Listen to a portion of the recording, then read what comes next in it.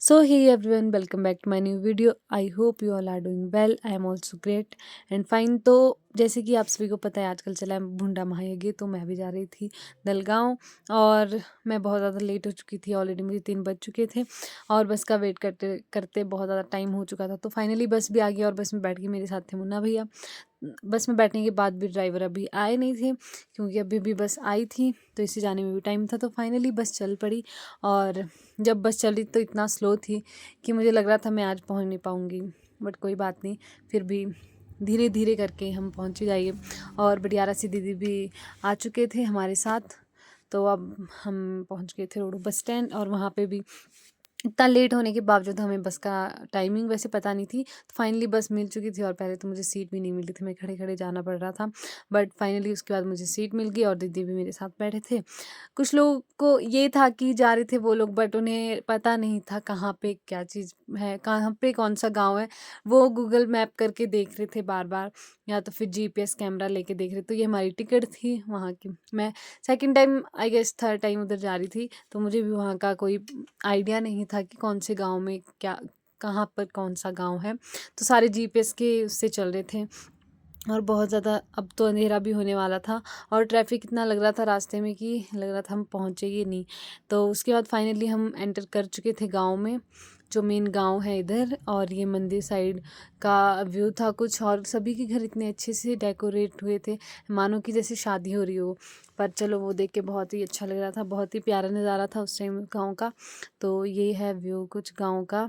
और यहाँ पे पहाड़ ही पहाड़ दिख रहे थे, सामने कुछ भी नज़र नहीं आ रहा था। 1 2 3 घर थे, बाकी पहाड़ ही पहाड़, इतनी ऊंचाइयों में जा रहे थे हम लोग। तो ये पूरी शाम हो चुकी थी, अभी तक भी पहुँचे नहीं थे हम लोग। तो कोई बात नहीं, लेट्स सी कब तक पहुँचते हैं। तो ये मैं भी GPS के उससे चल रही थी क्योंकि मुझे भी पता नहीं लगा था यहाँ पे कौन सा गांव है, क्योंकि सारे बसेस में ऐसे ही थे जिन्हें पता ही नहीं था कि गांव कौन सा है।